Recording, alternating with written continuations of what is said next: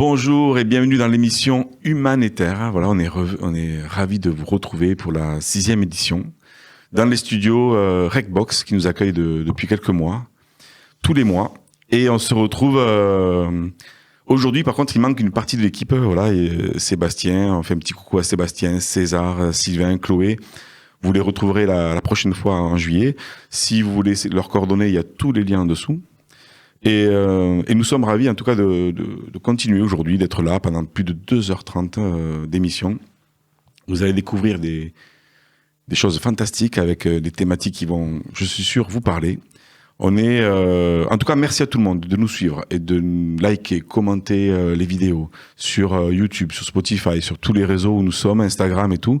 C'est très sympa, ça nous fait du bien, ça nous fait chaud au cœur. En fait, on se dit qu'il y a sûrement une demande et que ce qu'on vous transmet vous fait du bien à vous aussi.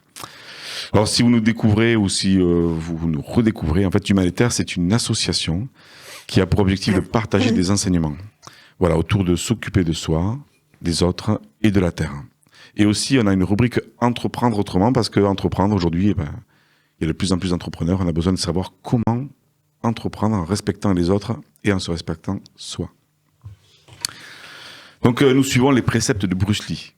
Parce que Bruce Lee, en fait, c'était un champion d'arts martiaux, mais c'était aussi un philosophe qui lui propose dans ses enseignements, prends ce qui t'intéresse et laisse le reste. Et ça nous plaît parce que ça permet d'enlever les dogmes, d'enlever le maître. Donc, ça, c'est le premier précepte qu'on partage. Et le deuxième, c'est celui de Sœur Emmanuelle. Yalla, action, il faut y aller parce que si on n'est pas dans la matière, en fait, on reste dans la tête, dans les idées. Alors, l'émission, elle est diffusée en permanence sur notre chaîne YouTube, sur notre site www.humanitaire.org. Et déjà, merci à nos sponsors que vous allez découvrir dans quelques secondes avec Nutrimant et la Marjolaine, si la régie veut bien envoyer les publicités. Nutrimant est une parapharmacie bio, magasin de compléments alimentaires et cosmétiques naturels à Muret. www.nutrimant-muret.com. Anna et son équipe vous accueillent avec bienveillance et écoute et vous proposent des produits de qualité. La Marjolaine, magasin bio indépendant à Saint-Lys, c'est une épicerie bio et gourmande. Fabienne et Louis proposent des produits de qualité et de proximité. www.lamarjolaine-boutiquebio.com. Alors aujourd'hui, la thématique là maintenant principale, c'est le mouvement, c'est la vie. Et vous allez voir que ça va être très intéressant tout ça. Pourquoi on avait envie de partager ce sujet ? Parce que je pense que tout passe par le mouvement. Tout est vivant sur cette terre, et même un objet en fait finalement qui paraît stoïque, qui ne bouge pas en fait finalement est vivant puisqu'il peut aller jusqu'à la détérioration. Bon, je suis presque. Moi, j'ai pu comprendre en tout cas que c'est comme une entreprise. Une entreprise, c'est organique. J'ai pu voir aussi qu'une entreprise qui paraît sans âme, en fait, on va dire qu'une entreprise à la base, c'est du matériel. Non, une entreprise, c'est organique, c'est vivant. À partir du moment où vous avez une idée, un projet, il va y avoir des personnes qui vont entrer dedans, il va y avoir des idées, il va y avoir de la matière, et puis ça va bouger, ça va être vivant. Et ça, c'est intéressant parce que ça permet de savoir qu'il va falloir s'adapter en permanence au mouvement. Voilà, et aussi, si vous avez envie de vivre longtemps, de prendre soin de vous, vous allez découvrir dans quelques instants des méthodes qui vont vous permettre justement de prendre soin de vous à n'importe quel âge. Alors ça, je dis ça, mais en fait, je m'engage un peu trop. Mais les personnes que je vais vous présenter dans quelques instants aussi vont pouvoir en parler. Alors j'ai trouvé une coïncidence assez incroyable, c'est que au même moment où on avait décidé avec l'équipe de faire la thématique « Le mouvement, c'est la vie », on a reçu un mail de nos confrères de la rubrique du magazine Inexploré. La régie peut envoyer peut-être la couverture. Ça, c'est leur dernier magazine. Moi, je suis fan de ce qu'ils font. Et là, au même moment, en fait, on a reçu un article où il y avait marqué « Le mouvement, c'est la vie ». Ah, je dis, c'est pas possible. C'était là, on croit tous à ça, tous qui sont autour de ce plateau. Et donc, je me suis dit, ils avaient un article. Alors, c'est un article qui est pas dans le magazine, mais qui est sur leur site. Et c'est un abonnement qui est 2,90 € par mois. Et j'avais envie de vous partager en fait le début, voilà, qui a été écrit par Gaël Grandon. Alors, le mouvement, c'est la vie. Au-delà du slogan gouvernemental, manger, bouger, qui invite à observer des règles de conduite pour préserver sa santé. Dans son essence même, le mouvement est indispensable à toute forme de vie. La Terre, depuis sa création, tourne autour d'elle-même, puis autour du Soleil. Elle assure ainsi la survie de notre espèce et du vivant dans sa globalité, et inépuisablement, la Terre poursuit son cycle, son ballet enchanteur, du lever au coucher du Soleil. Une danse sans laquelle nulle vie ne prospérerait. Une danse qu'elle s'applique scrupuleusement à respecter dans un mouvement continu une cadence parfaite, la sienne. Elle sait, avec toute son intelligence, toute viscérale, avec son intelligence toute viscérale, respectant des codes bien à elle, que toute forme d'arrêt équivaudrait à sa mort. Elle est garante de maintenir les vies et les règnes qu'elle accueille. Moi, je trouvais ça beau. En fait, vous allez me dire après, les personnes que je vais vous présenter, qui sont autour de la table, comment vous le percevez. Mais j'avais envie de partager cet article de Inexploré. Alors, dans cette émission, pour donner un peu le programme, et après on démarre, nous allons commencer par parler donc du mouvement. Et ensuite, nous allons aller à la rencontre des chamans mongols avec Delphine Lannoy. Puis, je vous amènerai à comprendre comment développer votre intelligence pour prendre votre place dans le monde. Ensuite, vous allez découvrir Anthony Poul qui a créé une carafe qui met le vin en température. On va picoler un petit peu, mais pas trop quand même. Nous allons après laisser la parole à notre partenaire qui est le laboratoire CRP qui va donner des conseils sur comment préserver, comment faire quand on a des pellicules. Et nous terminerons par la présentation des membres humanitaires, Julie Liébon qui est coach vocal et Frédéric Dechezel qui prend soin de vos neurones. Alors restez jusqu'au bout, vous allez voir, c'est super. Et voilà, c'est parti donc pour cela. Bon, on commence l'émission, je vous présente, je fais un tour de table avec Isabelle Coulon. Voilà. Bonjour. Laurent. Bon, merci d'être là. Tu vas nous parler de l'importance de la marche. Oui, c'est ça. En commençant, on va parler du truc le plus simple qui existe comme mouvement pour nous, êtres humains. Ouais, vous allez voir l'importance de la marche, ça va être très passionnant. Alors, ensuite, nous recevons Sylvie Riboul. Bonjour. Qui va nous parler... de l'antigymnastique. Ouais, antigymnastique. Antigymnastique. C'est incroyable. Hein. Ah oui. C'est incroyable. Vous allez voir que quand on a en plus... Enfin, moi, quand je l'ai découvert, et puis quand les gens, on en parle aux personnes, antigym... Eh oui, hein, antigymnastique, méthode créée en 1970.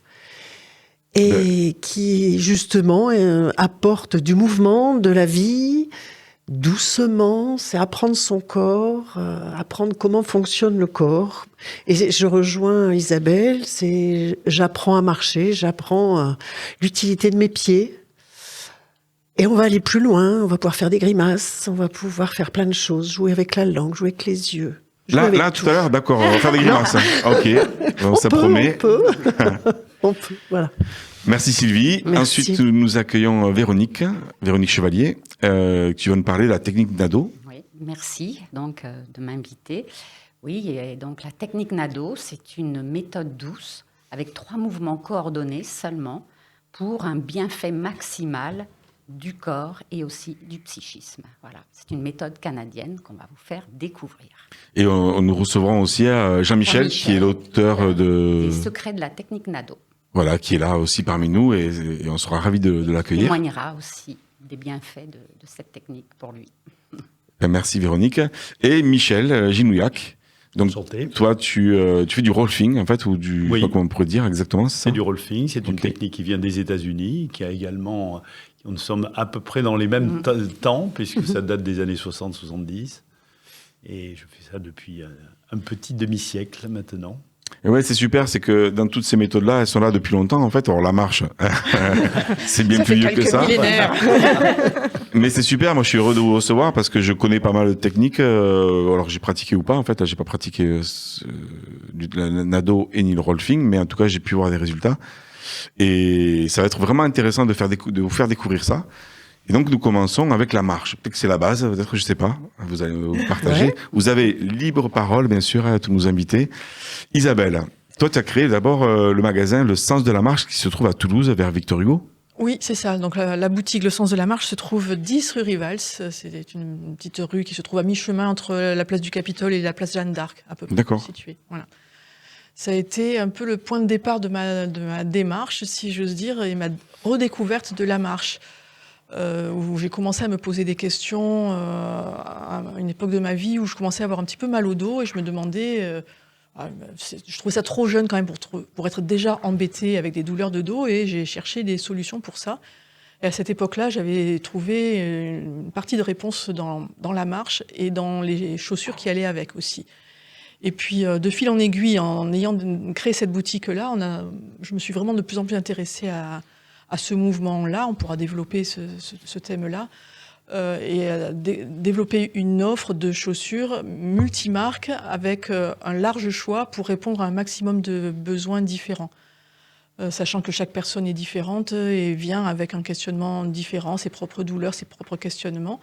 Et de fil en aiguille, nous avons construit, Nadine et moi, notre offre et que nous continuons à développer aujourd'hui. Et l'axe qui aujourd'hui se développe le plus, pour ma plus grande satisfaction, c'est l'axe situé autour des chaussures dites minimalistes. Oui, c'est ça, ouais. Celles qui donnent aux pieds la sensation d'être comme si on était pieds nus et la possibilité de fonctionner comme si on était pieds nus. Donc ça, c'est un petit exposé sur le sens de la marche, la boutique. Mais le sens de la marche, c'est pas juste un magasin de chaussures, c'est bien plus que ça.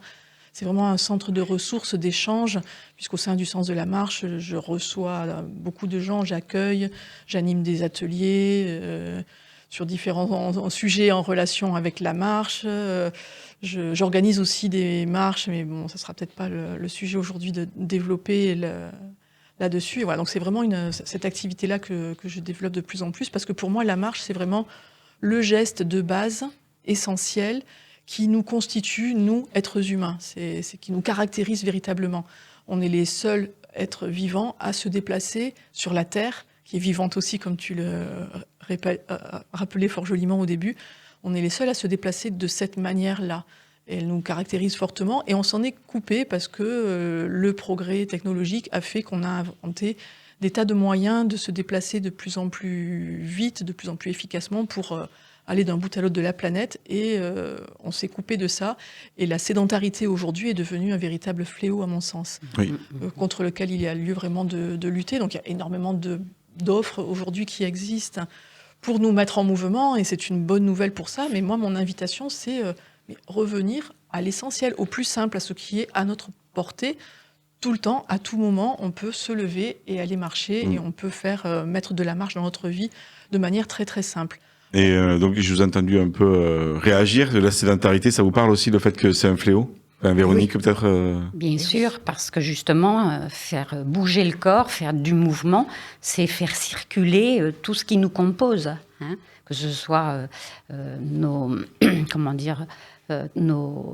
circulation sanguine, aussi l'énergie qu'on a en nous pour justement être pleine de vitalité le plus longtemps possible et puis garder notre corps en bonne santé. Et surtout aussi de la prévention santé. Donc la marche, c'est déjà une prévention santé. Quoi. La marche, c'est vraiment un secret de longévité en bonne santé. Quoi. Tant qu'on peut marcher, on a de bonnes chances de préserver sa santé. Et c'est d'ailleurs maintenant pour le monde médical un indicateur fort. La perte de mobilité est vraiment un signe que ça va pas fort, quoi, justement. Le vieillissement, oui. Exactement. Donc préserver notre mobilité et notre capacité à marcher, c'est vraiment extrêmement précieux. Et on ne réfléchit plus à comment on fait pour marcher. C'est un geste qu'on a intégré très très tôt dans notre histoire, quand on était tout petit, de manière pas consciente en fait. Et on n'a jamais été amené à se re-questionner sur comment on marche. Et justement, est-ce qu'on marche au départ par mimétisme? Est-ce que notre marche va... Enfin, peut-être que je pose la question à tout le monde. Est-ce qu'on marche par mimétisme ou est-ce que notre marche évoque quelque chose par rapport à... Oui, tout à fait. Oui. Le mimétisme, c'est la façon de base d'apprendre. Hein. La plupart de nos apprentissages se font par mimétisme. On va reproduire ce qu'on voit. Mais la marche, au-delà de... C'est pas seulement un apprentissage, c'est aussi une construction. Parce que le petit être, quand il naît, il n'est pas complètement fini. Et il doit finir sa croissance et acquérir d'intégrer un certain nombre de réflexes pour être capable de se redresser, de se retourner, de se mettre sur ses pieds, de se lever, de se mettre en mouvement. Ça prend un certain nombre d'années de faire ça. Et après, tout ça, on l'a intégré, ça devient un acquis qu'on ne re-questionne plus, sauf les personnes, et moi je le constate très souvent au sens de la marche, sauf des personnes qui ont eu un problème justement, qui se retrouvent empêchées dans leur mobilité et qui vont se poser des questions. et qui sont amenés à réapprendre à marcher. Et moi, mon invitation, c'est de ne pas attendre d'avoir eu un pet dans la vie pour se poser ces questions-là et de remettre de la conscience dans sa façon de marcher. Donc déjà, c'est le message que tu veux nous faire passer, c'est que de ne pas attendre en fait d'avoir un couac en fait pour se dire, hop là, la marche, déjà, si on a un problème pour marcher, c'est que déjà, il y a un problème quelque part. C'est un peu ça? Mettre de la marche dans sa vie un peu au quotidien, et si on sent qu'il y a un truc qui coince quelque part, un inconfort quelconque, se poser des questions et aller chercher des réponses. Alors, Internet maintenant est un vaste univers où on trouve énormément d'informations. Ce sujet-là prend beaucoup de place en ce moment. Enfin, on est abreuvé tous les jours de vidéos, de tutos, de conseils sur comment marcher, comment bien se chausser, etc. Donc l'information, elle est là, elle est disponible.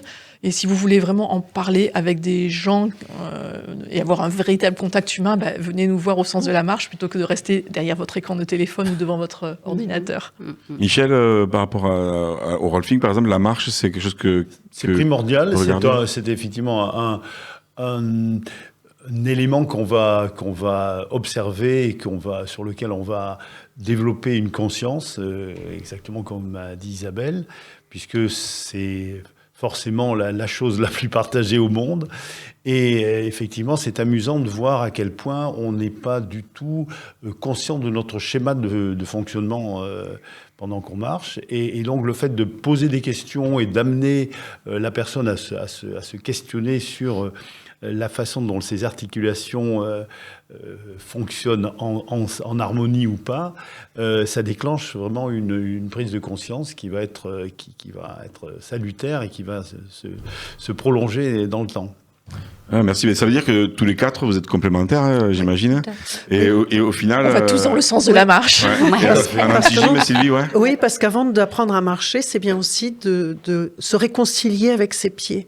Ah, oui. Je vois dans les séances, les personnes redécouvrent leurs pieds et disent « Oh, mais je sais pas faire ça » ou « Je sais pas faire ça, je sais pas écarter les doigts de pied » puisqu'on va travailler beaucoup aussi à faire écarter le petit cinquième, le pouce, on va retrouver des appuis, etc. Et en fait, connaître le pied, c'est pas de savoir combien on a d'os, etc. C'est pas ça, c'est déjà prendre contact entre la main, le pied, de poser ses pieds, et après on peut enclencher la marche. L'homme est le seul mammifère qui se met pas debout dès qu'il arrive sur Terre. Hein. Et, oui. Et il met du temps, du temps. Donc il y a le pied, puis après il y aura d'autres choses. Mais le pied, effectivement, reste important, et d'être bien chaussé, effectivement, ça reste... Alors le bien chaussé, c'est comment dire, c'est pas avoir une belle chaussure, c'est avoir une bonne chaussure.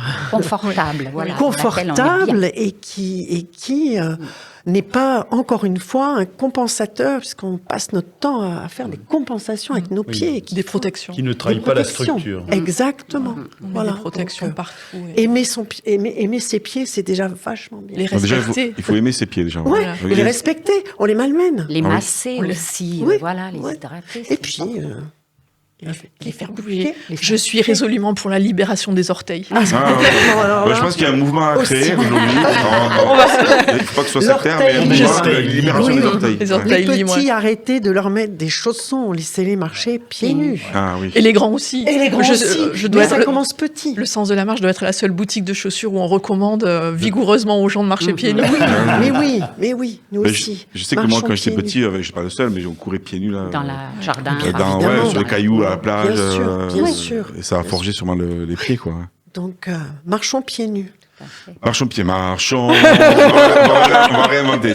Pieds nus, d'accord. On va refaire des paroles, ça va. Oui, parce que allons les orteils, libérez-vous. C'est ça. Voilà, on va créer. Allez, c'est parti, on compose. Un mouvement pour la libération des orteils.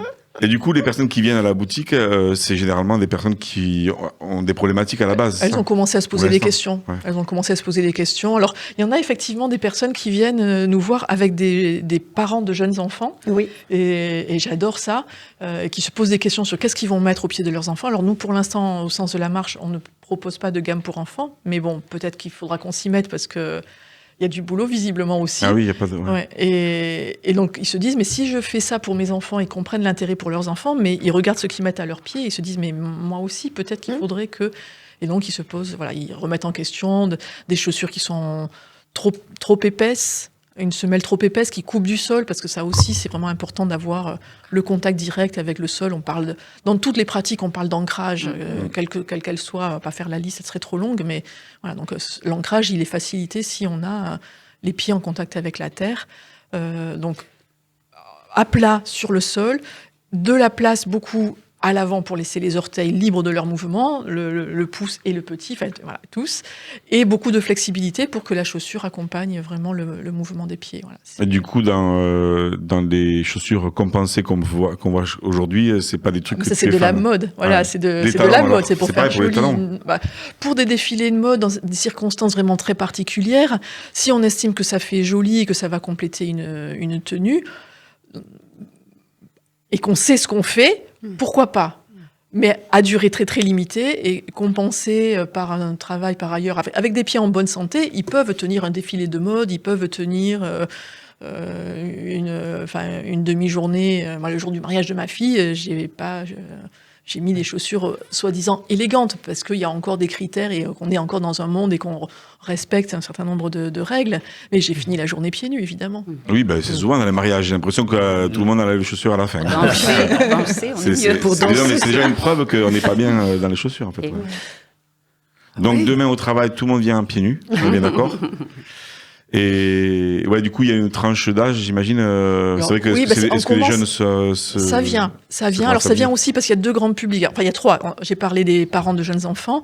Il y a des personnes d'un certain âge qui commencent à avoir des petites douleurs et qui se posent des questions. Ça a été moi au départ. De toute façon, c'est vraiment mon histoire. Je pourrais développer un petit peu aussi peut-être. Et puis il y a une personne. C'est un autre univers. C'est les sportifs. Parce que les chaussures dites minimalistes viennent du monde du sport et les chaussures minimalistes cette création-là vient du constat que des chaussures toujours plus sophistiquées, perfectionnées, avec des gros amortis, des lames de carbone, etc., sont très performantes, certes, pour battre des records peut-être, mais ne réduisent pas les risques de blessures. On a toujours autant de blessures des sportifs. Voilà. Les chaussures minimalistes aident plus. Voilà. Et finalement, remuscler notre corps. Alors, pas partir comme ça du jour au lendemain à courir en chaussures minimalistes, parce que là, on va droit dans le mur, évidemment, mais refaire un programme d'adaptation adapté, de transition adaptée, va permettre d'aller progressivement vers ce type de chaussures. Et donc, moi, j'ai beaucoup de sportifs qui viennent à la boutique pour pouvoir essayer ce type de chaussures, que ce soit pour courir ou pour tout ce qui est pratique sportive, un peu d'acrobatie, dès qu'il y a de la conscience corporelle, dès qu'on se pose des questions sur comment on utilise son corps de manière fine, j'ai beaucoup de gens qui viennent à ces chaussures-là. Ouais, c'est-à-dire que ce qui est intéressant, ce que tu veux dire aussi, c'est que les chaussures classiques, presque, elles nous font compenser nos muscles. Peut-être qu'elles nous font pas travailler en profondeur le muscle qui est vraiment là pour aider à la marche. Et du coup, c'est ce qui nous fait un peu dévier peut-être de la colonne vertébrale ou je sais pas quoi. Oui. Il y a des problèmes d'épaule qui sont liés, effectivement. Tout est lié. De pied, tout est lié. D'ailleurs, on a mal au dos aussi. C'est la preuve, elle est là.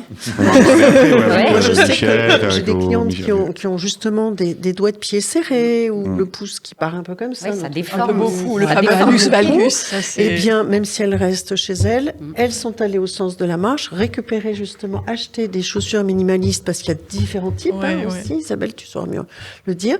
Et elles la mettent la journée. Et elles me disent, entre les chaussures minimalistes, la conscience de mes pieds, l'anti-gymnastique, les mouvements, la réconciliation, c'est un tout. Et effectivement, il y a vraiment du mieux dans les positions. C'est que du coup, ça agit. Si nos pieds vont mieux, ça remonte dans tout le corps. Dans toute la posture. Et ça va mieux aussi mentalement, parce qu'un autre effet de la marche, c'est que ça agit sur la santé globalement, dans tous les domaines. Il y a plein d'études médicales aujourd'hui qui prouvent les bienfaits de la marche sur tout un tas de pathologies chroniques qui sont de véritables fléaux qui prennent de plus en plus d'importance. Et un autre domaine aussi où la marche agit très très bien, c'est le domaine de la santé mentale. Aujourd'hui, il est établi, il est prouvé. Alors, j'ai pas les refs là sur place, il faudrait que je les recherche, sur le fait que marcher a des effets tout aussi bénéfiques que des médicaments en cas de dépression, par exemple, sans les effets secondaires. C'est quand même sympa. Ah, mais c'est sûr. Mais de toute façon, on le sait, dès qu'on se met en mouvement, on va marcher. D'ailleurs, dans un autre domaine, il y a pas mal de d'écrivains qui disent qu'ils vont marcher pour retrouver l'inspiration. Oui. Moi, je le fais aussi. Oui. Des fois, ça bloque, en fait, tu vas marcher et hop, ça libère. Aère l'esprit, rien que pour ça, les idées reviennent très bien. Ça aussi, c'est prouvé scientifiquement que ça améliore la créativité, ce que tous les écrivains savent depuis des siècles et des siècles. Maintenant, la science est capable de le mesurer, en tout cas, et de le constater, de le vérifier, que oui, c'est vrai, on n'a pas raconté des trucs perchés. Toi, Isabelle, c'est quoi ton parcours? Qu'est-ce qui t'a amené à créer le magazine comme ça? Bon, ça a été, le départ, c'était ce constat que j'avais mal au dos, etc. Mais il y a eu quand même un élément vraiment marquant qui m'a renforcé, qui m'a donné plus de force et de conviction dans mon histoire. C'est que moi, j'ai rajouté de la marche dans mon parcours thérapeutique. Il y a assez précisément, il y a quasiment 10 ans, puisque c'était au mois de juin, en fait. J'ai eu une nouvelle dans ma vie, c'était un cadeau pour mon 50e anniversaire que je n'attendais pas. On m'a annoncé que j'avais un cancer du sein. Et donc, j'ai suivi le parcours thérapeutique proposé par le monde médical pour traiter cette chose-là. Et j'y ai rajouté aussi de la marche. Dès le début de mon parcours de soins, j'ai mis un ingrédient supplémentaire dans mon parcours de soins en mettant de la marche. Aussi bien j'ai vraiment marché autant que je pouvais pendant tout mon parcours de soins. Et je suis partie marcher. Ma grande marche, j'ai marché, c'était un grand pèlerinage pour moi de près de 500 km.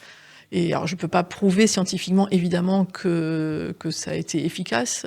Mais en tout cas, moi, j'en ai vraiment l'intime conviction que d'avoir rajouté ce mouvement-là a été vraiment efficace dans mon parcours. Et en tout cas, aujourd'hui, ça me renforce et ça me rend plus solide dans mon affirmation. Je sais d'où je parle, je sais de quoi je parle. Parce que moi, je suis une marcheuse assez récente parce que j'ai un passé antérieur où j'étais pas du tout sportive dans ma vie. J'ai vécu comme une torture le sport au collège, au lycée.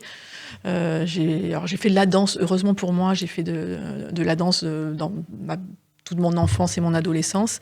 Et sans doute que ça m'a vraiment énormément aidée parce que ça m'a aidée à avoir cette conscience corporelle que j'ai toujours aujourd'hui. Et voilà. Donc j'ai mis la marche qui était finalement le mouvement le plus simple. Il n'y a pas de grands apprentissages pour ça.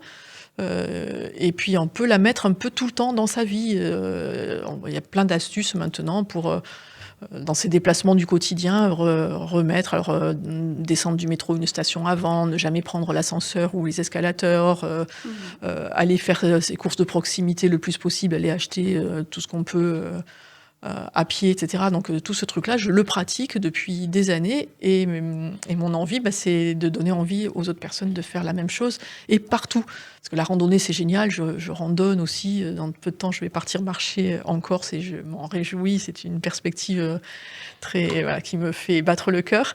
Mais marcher, c'est dans la vie de tous les jours, la vie quotidienne, et c'est absolument partout, que ce soit à la campagne, à la montagne, au bord de la mer et en ville. Et en ville, avec tous les parcours que tu proposes. Comme quoi, on peut facilement aller marcher autour de chez soi. Exactement.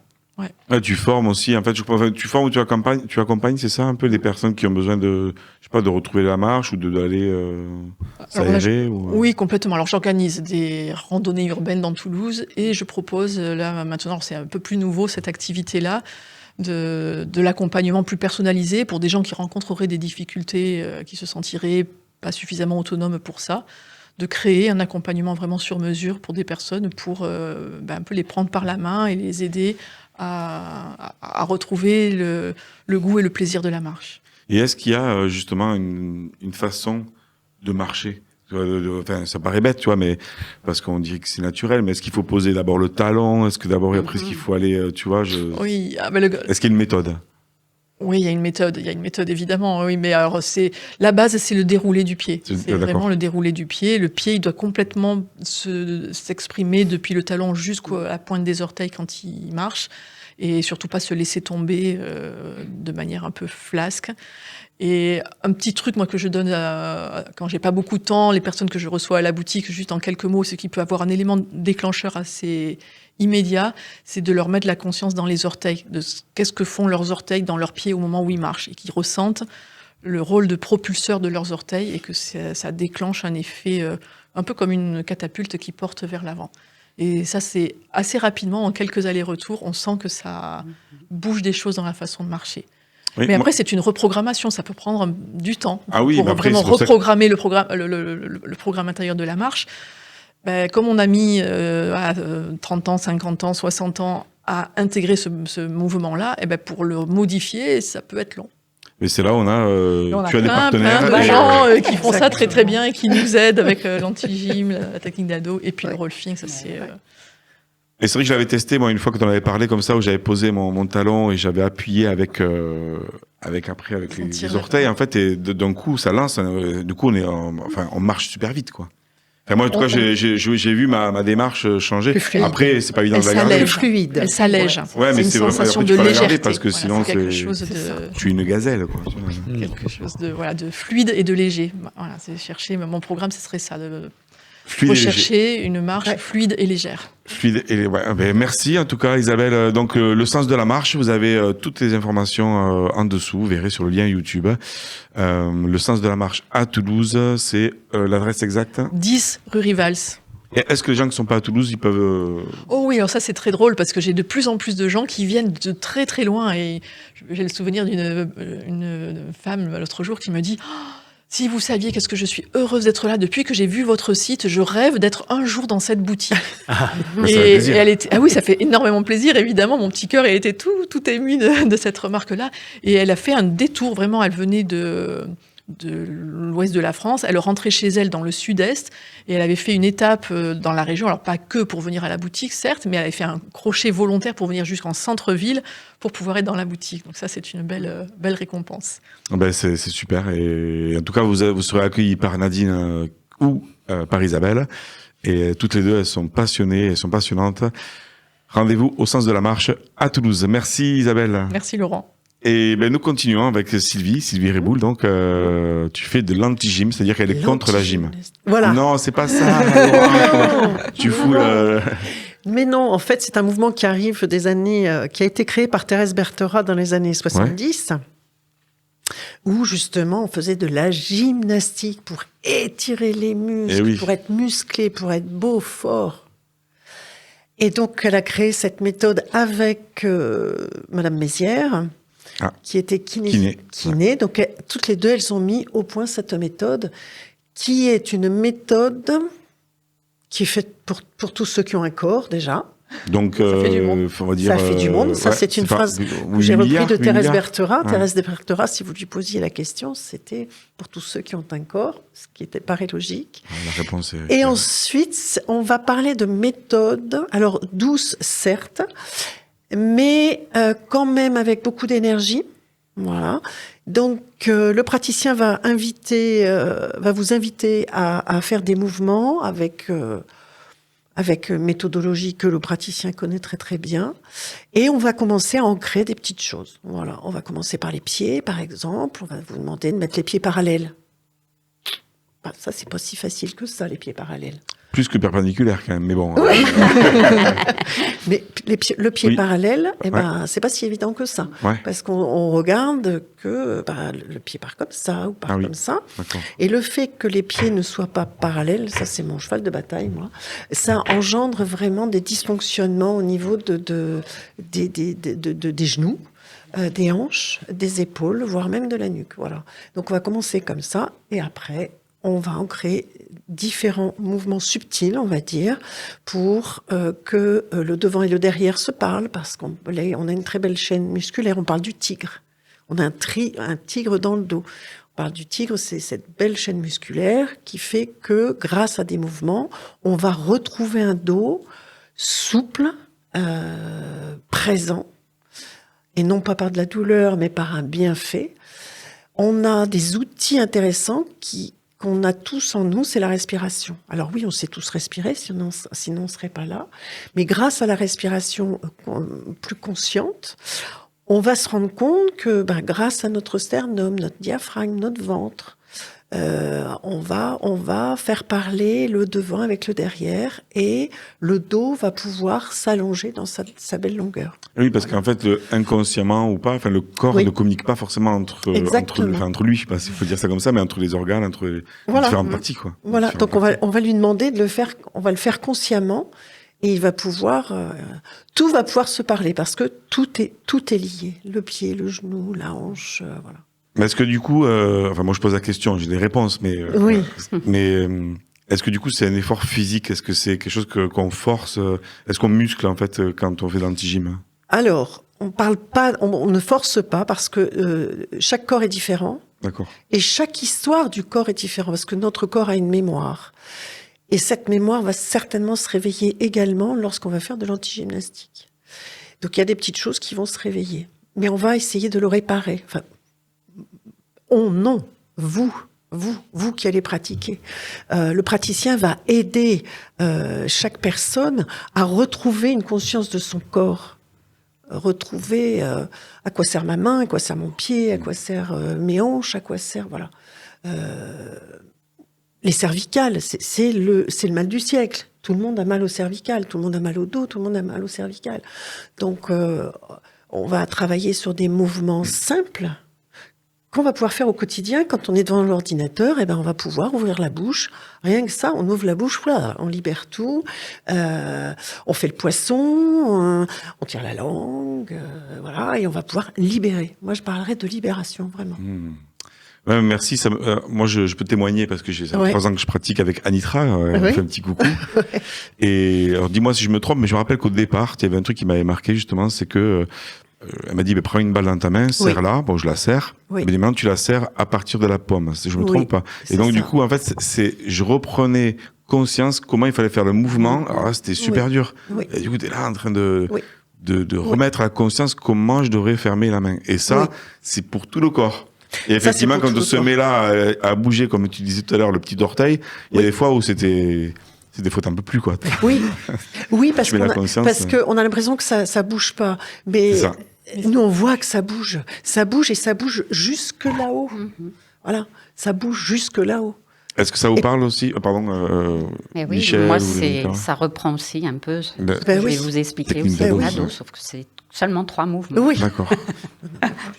Et Michel, oui, absolument. On est totalement dans une continuité depuis quelque chose qui est spontané, enfin qui est une pratique quotidienne, et puis l'éducation de la proprioception. On est là vraiment dans la perception du corps au niveau subtil, et c'est ça qui nous manque. Et c'est pour ça que c'est une grande un grand bénéfice que d'avoir ce genre d'approche, parce que dans l'éducation conventionnelle, on n'a pas cette focalisation sur la perception subtile du corps d'un bout à l'autre. Et ça nous manque énormément pour le développement d'un vocabulaire gestuel qui se restreint avec le temps. C'est-à-dire qu'effectivement, l'enfant, il va dans tous les sens, et puis progressivement, on perd. C'est comme un langage, on a de moins en moins de mots pour s'exprimer à travers le corps. Donc ce genre de pratique nous ramène à exprimer ou à utiliser un vocabulaire beaucoup plus étendu. Parce que la voiture, tout nous contraint. Nous sommes sous contrainte en permanence. Socialement, physiquement, émotionnellement. Et donc, je pense que nos pratiques nous libèrent justement cette capacité créative de bouger dans tout l'espace. Ouais, c'est super parce qu'en fait, on finit, dans le mot que tu dis, tu l'as dit aussi Sylvie tout à l'heure, c'est le mot libération. On ne parle pas de soins ou quoi, en fait, on libère des parties de nous qui sont un peu renfermées, quoi. Nous sommes praticiens, ça veut dire on pratique quelque chose, il n'y a pas de soins. Alors, on se soigne, je veux dire, on se fait du bien dans les séances. Chaque personne arrive, ce que je disais tout à l'heure, avec son corps propre. Et nous n'allons pas ressentir non plus les mêmes choses, puisqu'on n'a pas le même passif, notre corps ne se souvient pas des mêmes choses.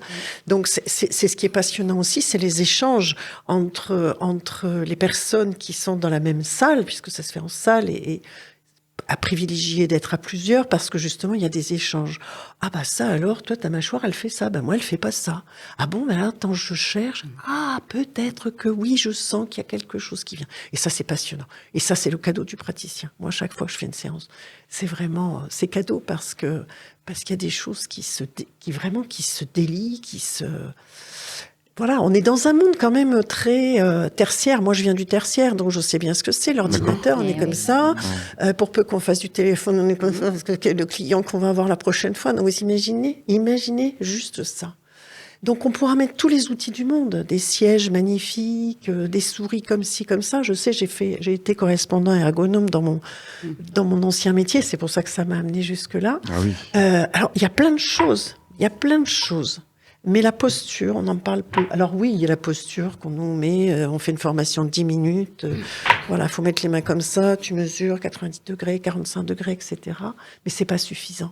Tant qu'on n'a pas la conscience et tant on n'a pas s'approprier son propre corps, comment nous sommes, ça peut pas marcher.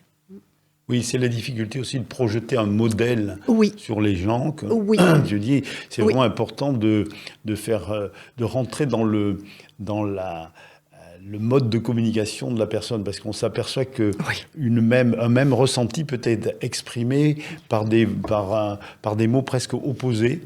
Et donc, c'est vraiment important de savoir comment la personne se représente ou est capable de formuler son ressenti. Et comme ça, on peut lui l'aider c'est comme un langage, finalement. Il faut apprendre un langage. On apprend le japonais. Si on ne sait pas, on peut faire beaucoup d'erreurs. Donc, essayer d'imposer son propre langage. Quand tu disais quelle est la marche, moi je disais, mais en fait, chacun, tu as des petits, des grands, des gros, des maigres, etc., avec des rapports de segments tout à fait différents. Donc, leur marche va être différente. Alors, il y a des grands principes, effectivement, mais comment on va les mettre en jeu, c'est un petit peu comme la musique. Tu as une partition et puis chacun va la jouer et ça va être des musiques très différentes. Donc même la marche, c'est pareil. Tu ne vas pas vouloir répéter, ou alors tu as l'armée, quoi, où tu vois effectivement c'est magnifique. Tu as 100 000 personnes qui marchent au pas. Alors s'il y a un côté fabuleux, mais en même temps c'est totalement non humain, quoi. Oui, puis la connaissance de son corps, ce n'est pas d'apprendre l'anatomie avant de venir. Voilà. C'est de comprendre comment il fonctionne. Oui, mais vous avez des personnes qui en ont besoin. Donc la difficulté ou le côté passionnant, c'est justement que les personnes détachent l'intellect, le cerveau, pour vraiment cette connexion avec leur corps. Et ça, c'est passionnant. C'est passionnant. Ça sert aussi à ça, l'antigym. Ça sert à ça aussi, la conscience, ce que vous faites tous, toutes, en fait, ici. On se rejoint, bien sûr, on se rejoint tous, et c'est passionnant quand on arrive. Alors, résultat, ça me plaît pas beaucoup, parce que quand on se met en salle quand on fait du sport intensif, il faut des résultats, mais oui, quand même, une récolte. Ouais. Je dirais que notre corps est un grand potager, et puis, on va, un peu en friche, quelquefois, on va planter des graines, et puis on va récolter. On va récolter de belles choses. C'est avec la connaissance de soi, justement, qu'on va évoluer et qu'on va faire ce qui nous correspond et qui nous fait du bien, et rester en santé, parce que bien vieillir, puisqu'on vit plus longtemps, c'est important. Oui. Mais pour ça, c'est être acteur nous-mêmes, puisqu'on a tout en nous pour être bien.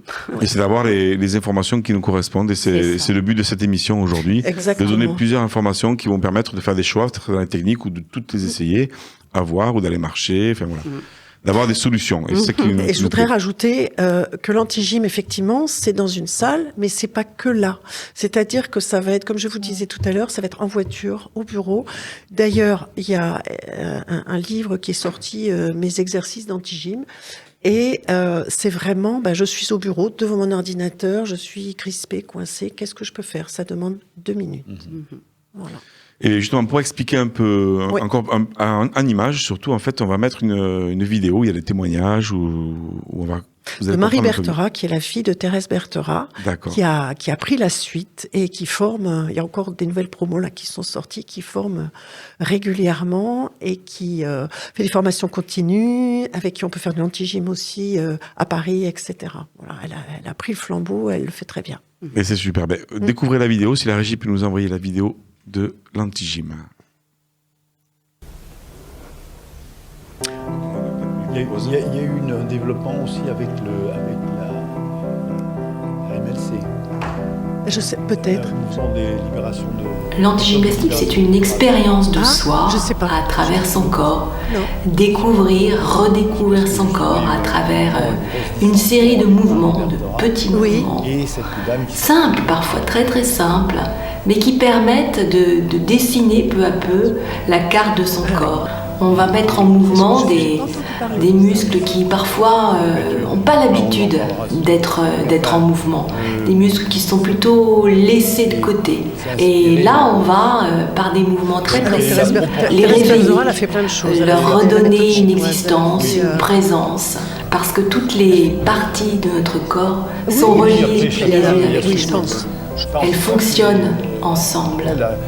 Quand j'ai commencé l'anti-gym, j'ai cherché vraiment travailler sur mon corps, faire un travail corporel. J'avais essayé plusieurs autres techniques et l'anti-gym, je me suis arrêtée. Il y a un truc qui a fait écho. C'est une approche différente de ce qu'on peut, ce que j'ai pu essayer ailleurs. J'ai trouvé mon corps, je me suis rencontrée, j'ai trouvé des muscles et des parties de mon corps que je ne soupçonnais pas de pouvoir alors que c'est vrai qu'en antigymnastique, une utilité aussi importante. Mais notre rôle, on ne va pas rentrer dedans. Un apaisement. Oui, vraiment, voilà, je me suis trouvée... C'est exactement ce qui moi, me convient. C'est-à-dire à la fois quelque chose qui prend en charge l'entièreté du corps, c'est ça qui est très différent des abdos, des choses, la gymnastique, un sport un peu dur et où on s'épuise. Là, il y a un effort quand même à faire. On sent bien que ça tire mais on sent bien aussi qu'on prend en compte l'ensemble du corps humain. C'est des mouvements qui sont doux, qui sont faciles, qui entraînent des réactions souvent insoupçonnées. Mais c'est toujours simple, c'est très accessible et surtout c'est facile. J'ai pris conscience de lieux de tension, des liens entre les différentes parties du corps. Et je pense que ma connaissance fait que je ne vais plus faire les séances de la même manière. Dans le mouvement, j'aime bien la lenteur, la décomposition et la nouveauté, parce qu'ils sont toujours très nouveaux. C'est toujours très différent de ce qu'on peut pratiquer ailleurs. Et c'est unique, c'est génial. Voilà. Moi, j'ai senti vraiment un bien-être comme jamais j'en avais ressenti, au niveau des problèmes de dos aussi, récurrentes, ou les antes, qui revenaient. Et là, on se sent vraiment fluidifié par les mouvements qui nous sont enseignés. Quand on se relève, etc., après un exercice, on pose les pieds par terre, la façon de poser les pieds par terre, après une séance, et avant, c'est pas du tout pareil. C'est une sensation que j'avais jamais ressentie, effectivement. On va se sentir beaucoup plus posé, on va se sentir plus grand, plus allongé, plus détendu. Mais je dirais que le plus important, c'est pas de se sentir comme ça juste quand on passe la porte et qu'on sort. Ce qui est intéressant, c'est que justement, ça se prolonge, que ça reste. Je suis plus détendue, je n'ai plus mal de dos, j'ai plus de souplesse. Je respire mieux, je dors mieux. Je pense que même au niveau de ma posture, ça change. Voilà, c'est global. Moi, ça me détend beaucoup. Ça me permet de rentrer en moi-même, en fait. Ça fait un sas silencieux. Et puis ça m'allonge aussi, ça me fait visiter chaque partie de mon corps. C'est comme un voyage intérieur, un peu. J'en ai fait assez longtemps, donc ça m'a vraiment... Ça fait partie de moi. Mais c'est vrai. C'est ça.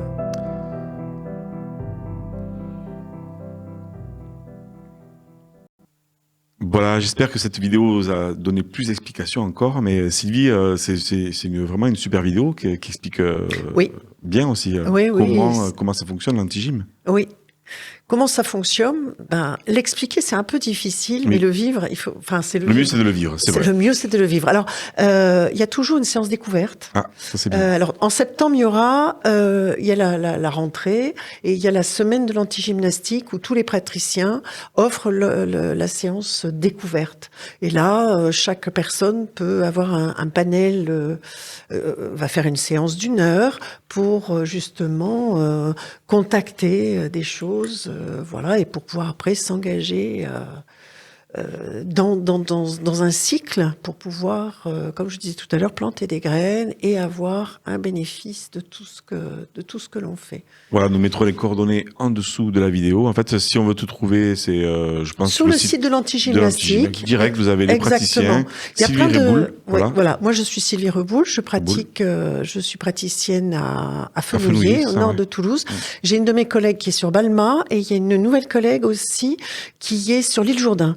Donc ça, toutes les coordonnées, c'est où trouver un praticien sur le site de l'antigymnastique. Voilà. Super, il y aura toutes les coordonnées en dessous de la vidéo. Voilà. Est-ce que ça se fait seul, en groupe? Comment ça se passe? Alors, on privilégie le groupe pour justement ce que je disais tout à l'heure, les interactions entre personnes. Mais on peut le faire aussi seul parce que quelquefois, nous n'avons pas le choix. Voilà, on fait un individuel.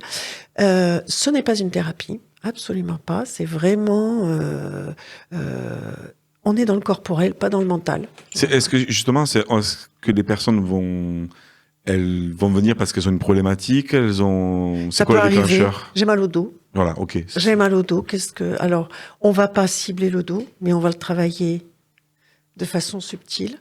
Je le redis, subtil, parce que on est vraiment dans la subtilité. Voilà, on est dans la subtilité. Le mouvement subtil, mais on peut arriver avec mal quelque part et effectivement, ça va s'apaiser, même si on a l'impression qu'on n'a pas travaillé cette zone.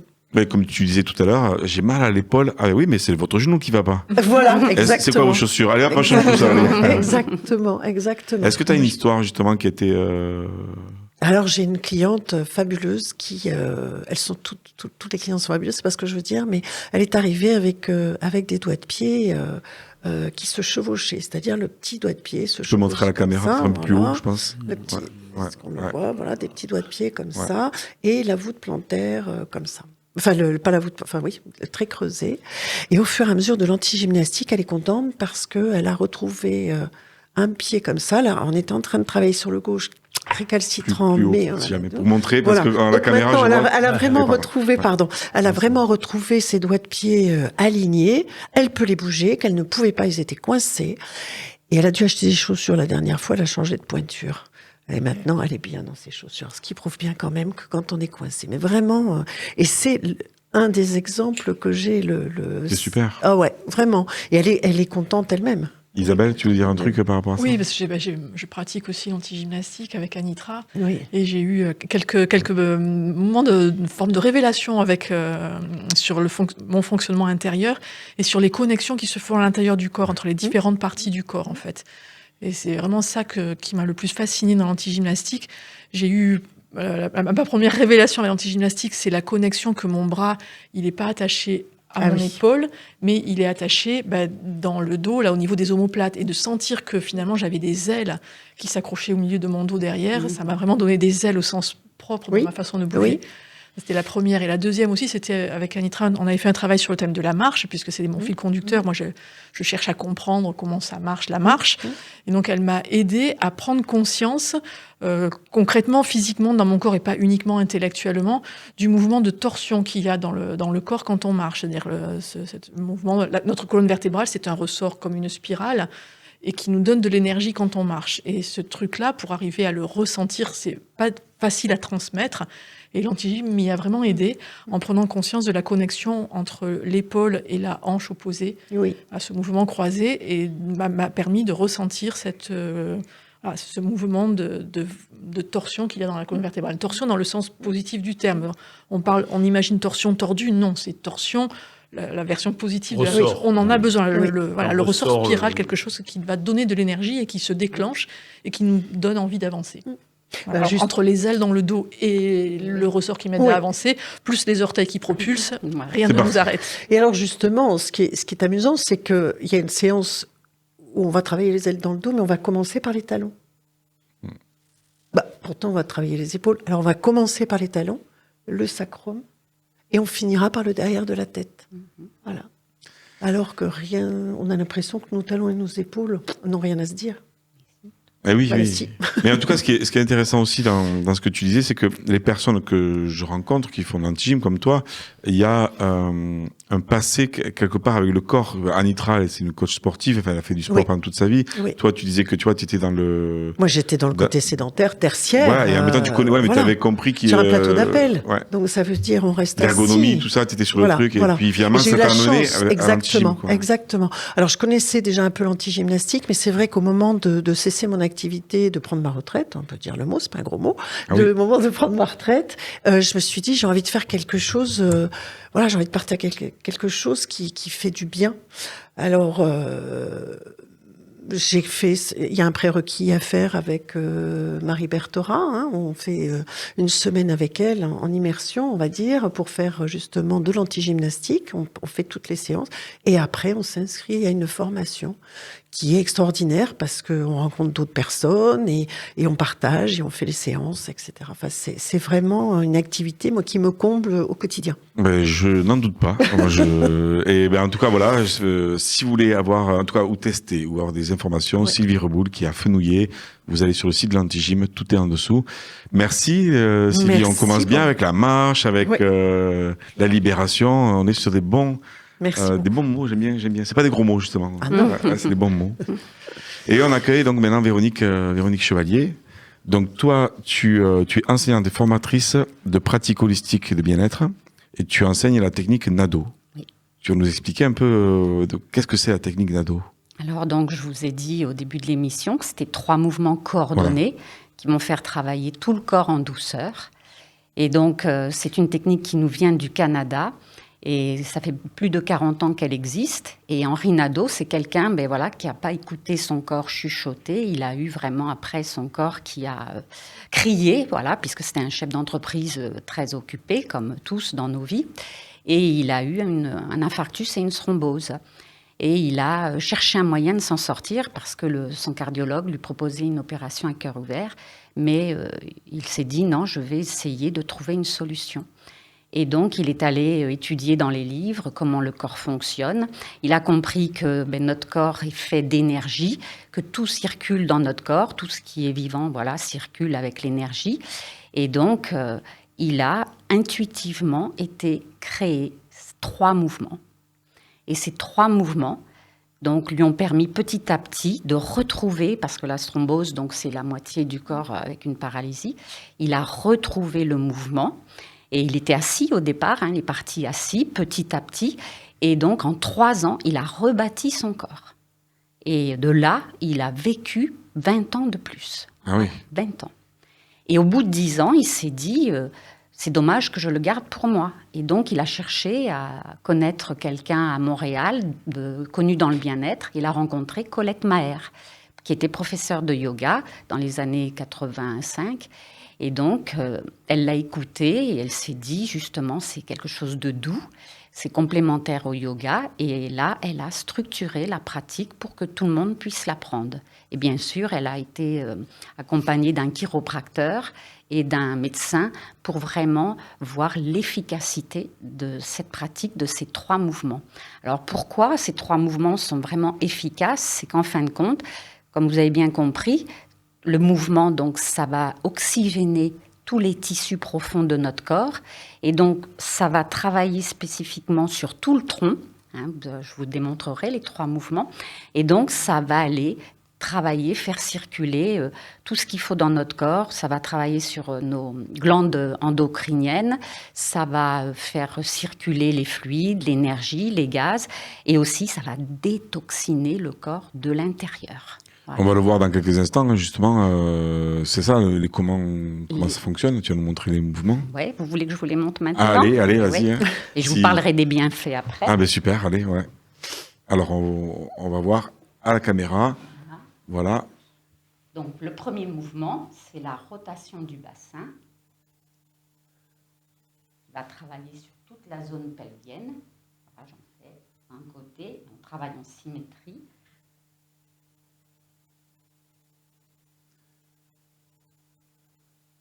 Le deuxième, c'est la vague complète. C'est le mouvement principal. Donc, toujours le bassin. Et une vague. Le dos creux et le dos rond. On va faire dans un sens et dans l'autre. À chaque fois, il y a les deux côtés ou les deux sens. Et oui, c'est la symétrie, c'est important. Voilà. Et le troisième mouvement, la natation. Voilà. Toujours pareil, il va y avoir une rotation du bassin et on va travailler sur le haut du corps et même la tête. Et donc pareil, c'est comme si on marchait sur place. Donc voilà les 3 mouvements. Ça, c'est les 3 mouvements. Voilà. Merci Véronique. Et voilà, donc c'est fait. Hop, il y a ça à faire toute votre vie et on est bon. Et disons, l'intérêt, c'est que cette pratique, on la prend quelques heures, 10 heures, pour que le corps intègre les mouvements. Et après, on est autonome. Pas besoin de matériel, pas besoin de se déplacer. On peut le pratiquer à l'intérieur, à l'extérieur, et commencer le matin par ces 3 mouvements. Mais ça vous met, plein de vitalité. Vous sentez votre corps qui fonctionne bien. Et voilà, vous êtes prêt à démarrer votre journée. Et même aussi, il y a des effets après, on va dire, puisque ça va réaligner aussi la posture, mais aussi les centres énergétiques. Et du coup, eh bien, ça va jouer aussi sur notre psychisme, sur l'émotionnel et même plus. Voilà. Du coup, est-ce que et la respiration, c'est pareil. Donc, c'est-à-dire qu'il y a un stage que tu proposes ou que l'équipe propose pour aller apprendre ces mouvements avec la respiration. Il y a une respiration adaptée. Oui. Voilà. Parce que c'est pas que ça. En fait, c'est vrai qu'on le voit rapidement, mais j'imagine que c'est. On travaille d'abord sur la conscience du corps avec des exercices préparatoires pour sentir qu'en fin de compte, en bougeant notre corps d'une certaine manière, eh bien, on va se rendre compte justement de ce qui se passe dans tout le corps. Et on va comprendre que tout est lié, pareil, des pieds jusqu'à la tête. Puisque vous avez vu aussi, il y a des mouvements, des oui, et c'est très important aussi pour toute cette partie-là. Et donc, le premier mouvement va travailler sur toute la zone pelvienne. Le deuxième va travailler sur la mobilité de la colonne, parce que ces mouvements, on les pratique 5 minutes, mais on peut les pratiquer jusqu'à 20 minutes, mais toujours les mêmes. On augmente le nombre. Et de là, forcément, il va y avoir comme le vortex, et ça va aussi réveiller notre Kundalini. Donc aussi, cette vitalité est toujours pour être de mieux en mieux dans son corps. On a plus confiance en soi, on s'ancre. Et voilà, on est prêt à tout. Et même, vous voyez, moi, à 63 ans, j'ai jamais été aussi bien dans mon corps et dans ma tête. Parce que tout est aligné. Je me sens en harmonie. Et du coup, je suis prête à toujours apprendre, découvrir de nouvelles pratiques parce que tout est complémentaire. Et là, c'est cette conscience du corps, se sentir bien et puis mieux se connaître. Puisque c'est pas parce qu'on vieillit aussi que on va se limiter, au contraire. Et là, au contraire, on retrouve tous ces moyens. Oui, c'est bien. C'est un peu on prépare la retraite, mais avec le corps pour vivre le plus longtemps possible. En bonne santé. En bonne santé. Parce que c'est ça le truc, oui. Et le mouvement, on comprend à un certain âge. Quand on est plus jeune, on ne le comprend pas. Mais... Alors, quand on est jeune, on fait des mouvements brusques. Oui. Et quand on est plus âgé, on fait moins de mouvements. Donc, apprenons assez rapidement à faire des mouvements qui nous font du bien. Ça. Et justement, mon témoignage, c'est que j'ai rencontré cette pratique à 50 ans, avec les problèmes de ménopause, mais avant, dans le sport, comme tout le monde, à fond, j'ai fait du VTT, vous savez, c'est pas très doux, on est secoué, voilà. Et du coup, à un moment donné, j'ai dit, mais c'est plus possible, parce que j'avais les effets aussi, mal à la tête, problèmes digestifs, voilà, j'étais vraiment pas bien, et je me disais, mais pourvu que je trouve une pratique douce et puis qui me permette d'aimer mon corps, de le connaître pour être bien et savoir ce qu'il lui faut, puisqu'on a tout en nous. Et de là, eh bien, mon corps a changé puisque on affine la taille, on a une musculature tonifiée, voilà. Après, on sent que tout ce qui est digestif, tout ça circule bien, donc voilà, le confort aussi digestif. Et après, l'alignement et puis aussi le côté énergétique a fait que j'ai pris ma place et puis je me suis dit, je voulais enseigner, je vais pouvoir enseigner cette pratique parce qu'elle est simple, elle est à la portée de tous et puis elle nous permet d'être bien, d'être nous-mêmes. Voilà. Qui justement peut le faire? Qui peut te contacter pour... Alors moi je suis sur Montauban. Jean-Michel, ici présent, qui va venir tout à l'heure témoigner, est à Toulouse. Et on a créé une association française des professeurs de technique Nadeau depuis 2018. Et là, il y a une vingtaine d'adhérents, donc il y a leurs coordonnées dans toute la France. Et il y a aussi un autre site, c'est celui de Monique Fillot, la référente, qui a fait connaître la technique Nadeau il y a 15 ans. Et sur son site, il y a plus d'une centaine de professeurs, dont les adhérents. Donc, on peut trouver leurs coordonnées pour apprendre cette pratique. Ben super, merci Véronique. Et je vais rajouter une chose, ce sont des mouvements très précis, qui sont subtils aussi, d'une certaine manière. Et donc, il faut cette base pour après pouvoir les pratiquer à l'aise. Et également, ça se pratique aussi assis aussi. Puisqu'au départ, Henri Nadeau le faisait assis. Et dans ces techniques qu'on a vues là depuis tout à l'heure, il y a, à part la marche, mais c'est très... c'est du mouvement. Et est-ce que, du coup, le cardio rentre en jeu là-dedans? Tout à fait. Parce que autant l'anti-gym que... Technique Nadeau, là, vous avez vu la vague, et même tous de toute façon, mais c'est celui-là le mouvement principal, parce qu'il y a ce mouvement de pompe. On pompe, et quand on pratique 1200 mouvements, oui, c'est ça. En 20 minutes, c'est-à-dire on fait 300 du premier, 600 de la vague, et 300, mais on fait ça tous les matins. Mais je ne vous dis pas, c'est fou. Ça donne envie, en tout cas, merci. Est-ce que là, on peut accueillir Jean-Michel? Alors, du coup, qui est là, tu vas nous en parler. Quelque chose. Tu peux rentrer, j'aime beaucoup quand tu as dit « j'ai trouvé ma place ». Tout à fait. Et je trouve ça, waouh.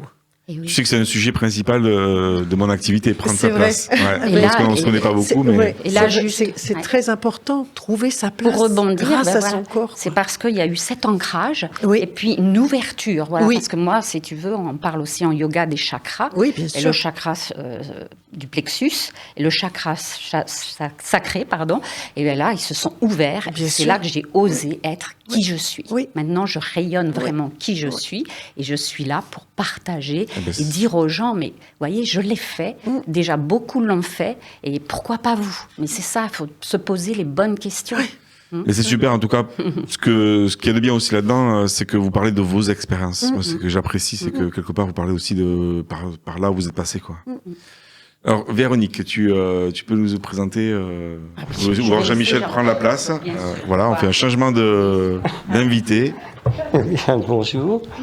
Et bonjour Jean-Michel. Alors donc tu as écrit un livre justement par rapport à ça? Oui, alors à la suite de ce que disait Véronique, je voudrais apporter mon témoignage. Tu peux juste parler, attention par rapport au micro. Voilà, parce que je sais ce que je dois à la technique Nadeau. Oui. À 54 ans, j'avais déjà des petits problèmes de santé. J'ai eu une maladie de Crohn d'une vingtaine d'années avant, ce qui n'est pas rien. Oui. Plus après des problèmes de sciatique, des problèmes de tassement de vertèbres lombaires, un petit peu de prostate qui commençait, des migraines, enfin bon.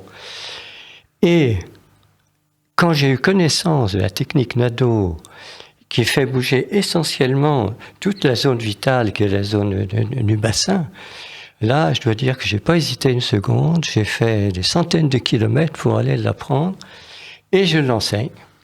Voilà, donc je la pratique tous les jours depuis 18 ans, je l'enseigne depuis 17 ans, et j'ai été soulagé de tous les problèmes que j'ai mentionnés. Même les migraines, en fait, étaient d'origine digestive, et aussi de tension au niveau de la nuque, et comme Véronique nous l'a montré, ce travail en particulier de vague soulage énormément tout ce qui est problème de tension. Super, et donc voilà. Tu as senti les bienfaits. Est-ce que tu peux dire au bout de combien de temps, par exemple, parce que j'imagine que c'est pas de suite, en fait. Vous savez, quand ça va mieux, on s'en aperçoit pas.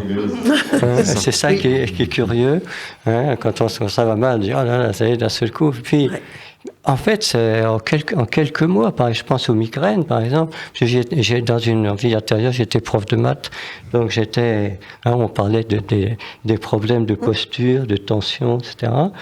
Et là, le fait de se détendre, de s'ouvrir, de calmer toutes ces tensions, ça a été assez rapide. Ah oui. Et même sur le plan digestif aussi. Et sur le plan des maux de dos, c'est radical, en particulier le premier mouvement, ce mouvement de rotation du bassin, et c'est merveilleux pour soulager les problèmes de dos. Mais moi, je pense que ça va intéresser beaucoup de nos téléspectateurs, en tout cas, tout ce que vous dites depuis tout à l'heure, aussi cette technique. Donc, le livre, est-ce qu'on peut le voir? Oui, là, la caméra, elle est là. Ouais, ça, c'est bon, là. Les secrets de la technique Nadeau. Les secrets de la technique Nadeau.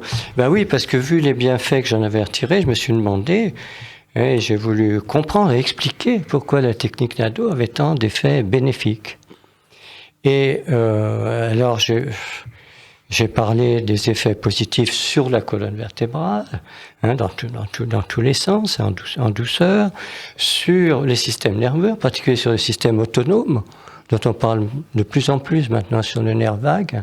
Ah oui. Et j'ai parlé également des rapprochements avec le yoga, avec l'énergétique chinoise, parce que c'est extraordinaire.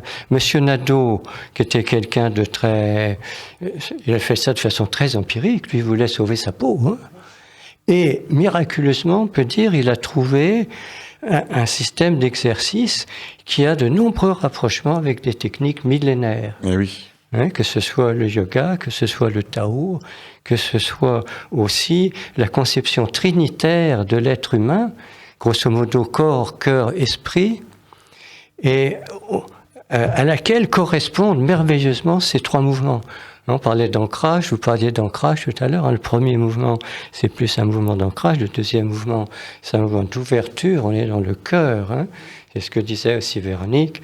Au bout d'un moment, on passe de la mécanique à des choses plus subtiles, puisque c'est le mot d'aujourd'hui. On est dans le sentiment, dans l'ouverture, dans l'amour, etc. Et dans le troisième mouvement, on avance. On avance dans la lumière. C'est important. C'est une marche, même si c'est une marche sur place, mais c'est aussi le fait d'avancer dans la clarification. Voilà, et c'est pourquoi, je parlais des trois natures, la technique équilibre nos trois natures, c'est quoi? Elle est vraiment holistique. Elle s'adresse à notre être global. Mais merci en tout cas Jean-Michel pour le témoignage. Si on veut trouver le livre, on peut le trouver où? Il suffit de le commander en librairie, il est aux éditions Almora. D'accord. Voilà, les secrets de la technique Nadeau. Merci d'avoir témoigné. Merci à vous. C'est une technique qui mérite vraiment d'être connue. On est heureux de vous recevoir et de partager tout ça. Véronique, le mot de la fin peut-être. Alors, merci encore Jean-Michel. Et puis Véronique. Écoutez, c'est juste dire aux gens, écoutez, si vous ne vous sentez pas bien, essayez, parce qu'on vit dans ce monde où tout va très vite, mais il suffit simplement de ralentir, de prendre un moment et de se dire, qu'est-ce que je veux vraiment? Oui. Et comment j'ai envie d'être? Et c'est là qu'après, je vais aller me renseigner, essayer des différentes pratiques comme les nôtres pour trouver celle qui nous correspond. Voilà. Parce que tout est là en nous pour se guérir, s'auto-guérir. Voilà. Et on a à cœur, nous, justement, dans l'humanitaire, de donner la parole pour que vous découvriez et fassiez votre choix. Voilà, parce que toutes ces techniques qui existent, comme on le disait tout à l'heure, depuis des années 70, méritent d'être connues. Merci Véronique. Et donc, il y a toutes les informations, je pense, les coordonnées sur le site. Sinon, je crois que j'avais marqué l'association AFPTN, ça, voilà, pour avoir vos informations, les contacts. assoprofnado.com. Eh bien, très bien. Merci beaucoup. Et en terminant par Michel Ginouillac. Michel, donc, tu es thérapeute corporel. Donc, j'ai marqué ce que tu m'as dit, c'est que le rolfing, c'est une éducation posturale. Oui. Voilà, c'est une restructuration du corps grâce au tissu conjonctif. Oui, je voulais, pour rebondir sur ce qui a été dit, je trouve très amusant, intéressant et assez fascinant qu'en fait, on parle là de techniques qui sont récentes. Alors, on connaît tous yoga, tai chi, qigong, enseignement millénaire. Et ce que je trouve extraordinaire, c'est que là, on a trois personnes, puisque là, moi, il s'agit de Dr Rolf, une femme, donc une femme également et un homme, qui ont répondu à des questionnements en général, ou personnels, ou de famille, pour essayer de trouver des solutions qui n'existaient pas, et qui ont inventé, qui ont réfléchi, qui ont découvert des choses qui, en fait, circulent très bien les unes avec les autres, et qui vont toutes dans le sens de l'autonomie. Ce que je trouve remarquable, c'est ça, c'est que ça soit la marche évidemment, ce sont des pratiques qui vont faire qu'on est plus maître de notre destin physique et mental, etc., par des pratiques relativement simples et qu'on peut effectivement utiliser partout et en tout moment. Voilà. Alors, merci pour cette précision. Oui. C'est chouette. Ouais. Alors, le rolfing, donc, c'est Madame Rolf qui a inventé ça. C'est pour ça que, vous savez, aux États-Unis, on utilise assez facilement des mots qui sont ensuite adaptés ou adoptés. Et donc, Rolf, ça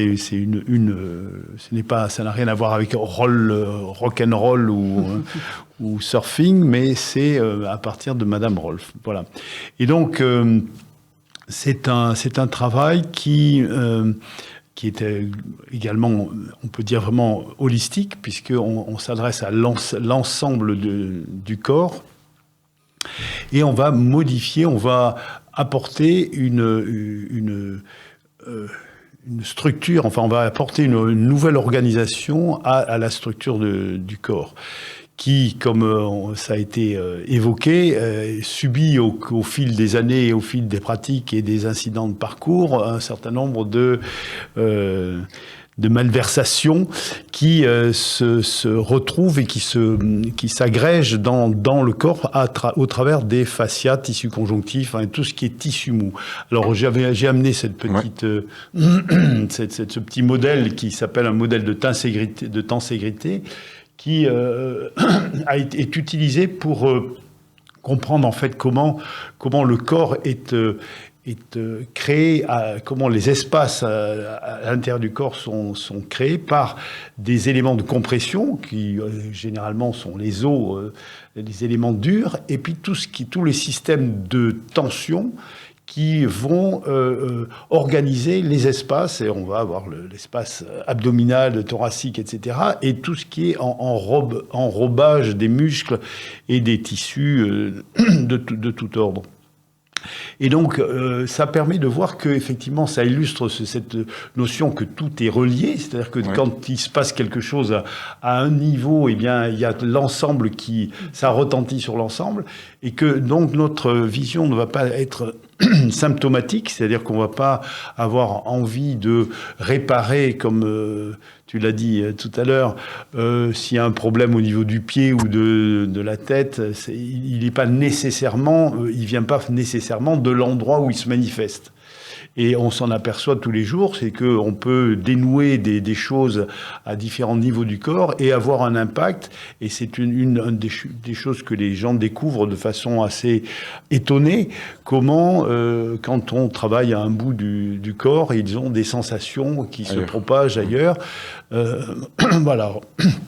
On a ces mêmes choses donc dans les autres approches qui sont que lorsque on prend conscience d'un niveau de ces réseaux, eh bien, ça se propage, il y a une propagation dans l'ensemble. Et comment ça se passe? Alors, du coup, Alors, c'est une intervention avec manuel, physique, manuelle, tout à fait déterminée. C'est très yang comme c'est action, approche. C'est action, oui. C'est-à-dire que ça requiert du thérapeute une intervention, une manipulation. Ce n'est pas vraiment un massage dans le sens de ce que, comme on le voit habituellement, c'est-à-dire relativement superficiel. On est vraiment dans le 3D, dans les 3 dimensions. C'est amusant parce que les 3 mouvements, là, c'est les 3 axes. Et donc, on va redonner de l'espace dans le corps, lui redonner toute la place qu'il doit occuper finalement dans l'espace. D'accord. Le trait de génie de Madame Rolf, il tient donc dans la compréhension que le corps est organisé par le tissu conjonctif, donc les fascias dont on parle de plus en plus maintenant parce qu'enfin on les découvre, qui sont donc ce tissu, ce réseau qui est partout, mais qui se manifeste de façon diverse, parce que, par exemple, la plèvre, le péritoine, ce sont des nappes de fascia qui sont très fines, très légères, mais il y a des zones comme la plante du pied, qui est un fascia très épais, très solide. Donc, selon la zone du corps, eh bien, le fascia se réagit à des contraintes mécaniques et va se densifier plus ou moins. Et il n'y a pas très longtemps, j'ai appris, par exemple, que le bébé n'a pas de fascia, ce qu'on appelle le fascia lata, qui est le fascia qui tient le bord des cuisses et donc qui maintient le bassin en position et qui se développe de façon, qui est vraiment très très solide. Et donc, ça apparaît à partir de la marche. C'est-à-dire, à partir du moment où le corps va solliciter un effort, eh bien, il va se densifier, jusqu'à créer, comme on dit, la fonction crée l'organe, et là, c'est tout à fait le cas. Voilà, donc c'est assez intéressant. Et alors, on peut comprendre qu'évidemment, lorsqu'il y a des déviations, des choses qui ne sont pas correctes, lorsque les ajustements ne sont pas corrects, eh bien, il y a un excès de tension, un excès qui va réduire la mobilité en général. Eh oui. Par exemple, c'est ça, s'il y a une tension dans le mollet, elle peut déformer une autre partie du corps, par exemple. Oui, voilà. Et donc, on va avoir le vieillissement dans son ensemble. Il va y avoir une perte de mobilité, une perte de fluidité, puisqu'on a beaucoup d'eau quand on est bébé, et puis petit à petit, on se dessèche. Et il va y avoir un racornissement, un recroquevillement, et on va jauger de l'âge de quelqu'un à distance par sa mobilité ou son manque de mobilité et par son inscription dans la verticale. Donc ça, c'est le deuxième élément génial, je trouve, de Madame Rolf, c'est la compréhension que le corps doit être organisé comme toute structure à la surface du globe, doit être organisé autour de la verticale. Ça semble évident, mais nous sommes comme des poissons dans l'eau, on ignore le champ de gravité dans lequel on circule et on fonctionne. Et donc cette réalité de cette loi de gravitaire, en fait, nous avons, par une connaissance anatomique évidemment subtile, nous avons une capacité d'intervenir sur la libération de tous les nœuds qui ont pu se produire au fil du temps et qui se retrouvent à tous les niveaux du corps. Mais justement, on va voir, tu m'as fait passer des photos. Est-ce qu'on peut lancer les petites vidéos là de Michel? Oui, là j'ai deux exemples. Alors on prend des photos avant et après la série de séances. Les séances en général sont organisées autour de 10. Alors la régie, si vous pouvez envoyer la vidéo, s'il vous plaît. C'est pas une vidéo, mais c'est... j'ai fait une vidéo, mais c'est une photo. Voilà, donc là, des exemples à des âges très différents, puisque là, nous avons au départ une jeune fille qui avait 14 ou 15 ans, avec... alors là, il faut aller un petit peu plus lentement. Voilà, là, au départ, c'est une jeune fille qui a une scoliose. Là, on voit, c'est très marqué. On voit comment elle est, justement, avec une implantation très faible. Elle a les pieds serrés, les jambes un petit peu arquées, et ensuite on voit la déviation de la colonne au point que la tête est largement déportée à gauche. On voit bien que si on la coupe en deux, on met un axe, elle est totalement à côté de la plaque. Voilà.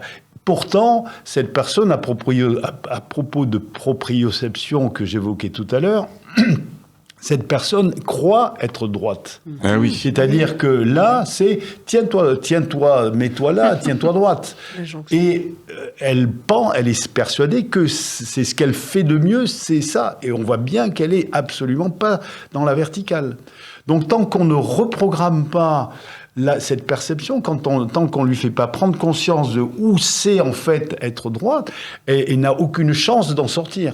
Donc après l'intervention, si on peut voir le après, justement. Voilà, alors après l'intervention, là, on voit carrément qu'elle est droite. Là, il y a une grosse intervention, puisque d'une part, il y a eu 10 séances au moment où elle avait 14-15 ans. Ensuite, elle a vécu, et elle est devenue justement beaucoup plus accro au sport, alors qu'elle ne l'était pas. Mais elle a eu envie, ça lui a donné une envie de se prendre soin d'elle. Elle est revenue 7 ans plus tard, après ses études et a dit j'ai envie de recommencer. Donc on a refait 10 séances et là c'est le résultat de ces 20 séances, mais assez remarquable parce que vraiment elle est devenue magnifique. Bon, sur les autres plans c'est pareil, c'est assez étonnant. Et le prochain? Alors le prochain c'est très différent, c'est à l'autre bout de la vie, puisqu'on a un monsieur là qui à l'époque avait 94 ans. Ah bon? Oui, ça n'a pas l'air, mais voilà. Donc, ça veut dire qu'à tout âge, tant qu'il y a de la vie, il y a de la mobilité possible. 94 ans, 60 ans de pratique de sarclage et de binage enfin, c'était un agriculteur, donc raide comme la justice. Mais on voit que après donc les 10 séances, alors que là, on a affaire à quelqu'un qui n'avait aucune éducation. Je lui en donnais pas des secrets de mouvement, etc. C'était vraiment juste ce qui passait à travers les mains. Mais il y a quand même une réorganisation de l'ensemble, une verticalisation. Alors, il y a un détail, c'est qu'il a effectivement changé de sous-vêtements, mais c'est un détail qui est parlant. C'est-à-dire qu'il y a une autre perception de soi-même et une autre image. Et voilà, on se dit, il a 10, 20 ans de moins. Et ça se voit. Donc l'âge, là aussi, se voit sur la posture, l'alignement, la verticalisation. En effet, on en parlait tout à l'heure, pour être vertical. Et Madame Rolf, son idée, c'était nous sommes des animaux qui n'ont pas fini notre verticalisation. Et donc, on a quelques défauts au niveau anatomique, à propos des pieds, à propos du sacrum, enfin, il y a quelques ratés dans notre anatomie où il y a des faiblesses parce qu'on n'est pas encore achevé. Ce qui entraîne les compensations, ce qui entraîne des douleurs. Alors on peut vivre 20, 30 ans avec des compensations et tout d'un coup le corps dit stop. Voilà. Stop. Et c'est tout ça en fait finalement qu'on devra apprendre le plus tôt possible pour comprendre que le corps il est en mouvement, il bouge et qu'il faut toujours le remettre un peu dans sa verticalité. Peut-être sa libération. Hein. Absolument. Mais on se met droit, mais pas à n'importe quel prix non plus. Parce que se tenir droit, les injonctions quand on est enfant, tiens-toi droit, ça fait en général, on creuse la nuque, on creuse le dos, on n'est absolument pas droit. Il y a beaucoup de gens cambrés d'ailleurs. Et bien sûr. Voilà. Et ça, c'est justement on le voit sur la photo du monsieur. D'ailleurs, il est vraiment cambré. Alors, il est voûté aussi, mais après, il se tient droit. Et comme par hasard... Mais après, il est plus creusé. Voilà, et c'est là qu'on parle évidemment de l'expérience, c'est-à-dire que c'est pas une injonction. Et ce que j'aime beaucoup, c'est que justement, quand les gens reviennent avec une compréhension, ils se sont questionnés. Je leur ai donné des points d'intérêt et ils se sont questionnés dans leur marche ou dans leur pratique quotidienne. Et ils reviennent en disant, j'ai réalisé que pendant que je montais les escaliers, il se passait ça et ça et ça, et maintenant je fais attention à... Voilà. Et donc ça, je trouve que c'est beaucoup plus valable une découverte personnelle qui a vraiment du sens qu'une information qui vient de l'extérieur, même si elle est intelligente et voilà... a du sens, mais ce qu'on découvre par soi-même, je pense, est beaucoup plus puissant. Complètement. Écouter son corps, apprendre à écouter son corps. Ce que disait Lise Bourbeau. Hein. Voilà. Je voulais faire l'accent canadien parce que tout à l'heure je parlais canadien, parce que tout à l'heure elle dit j'y viens de Montréal, mais bon, je m'entraîne. Voilà, c'est pour ça que l'accent toulousain déjà c'est déjà pas mal. Non mais c'est super, écouter son corps, c'est ça. On arrive à la fin de l'émission. En tout cas, merci Michel aussi.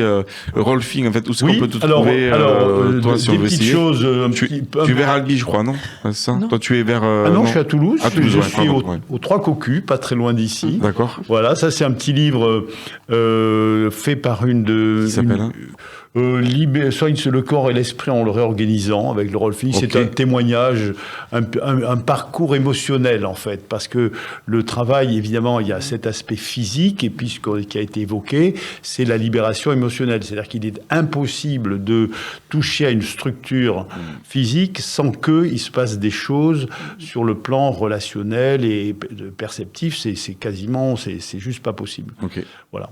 Donc Voilà. Après, oui, là, ça c'était amusant. Ouais. C'était le gag, c'est-à-dire tiens, j'avais Madame Rolf quand même à qui je veux rendre honneur parce qu'elle a quand même illuminé ma vie depuis 50 ans. Ah, super. Et là, ça c'était un document d'archives, c'est ma thèse de docteur en médecine sur le Rolfing. C'est j'ai eu le plaisir de pouvoir faire ça. D'accord, parce que tu es docteur en médecine, c'est vrai qu'on n'a pas expliqué, mais... Ouais. Oui, voilà, c'était il y a 40 ans quand même, 42 ans, et donc... Mais toujours d'actualité, hein, oui, en fait, quand je le lis, je dis, tiens, c'est pas mal, le mec qui a écrit ça. Et puis après, c'est moi, mais je ne suis pas capable de le faire. T'étais dedans. Et après, tu avais une autre... Non, c'est bon ? Oui, ça c'était une illustration que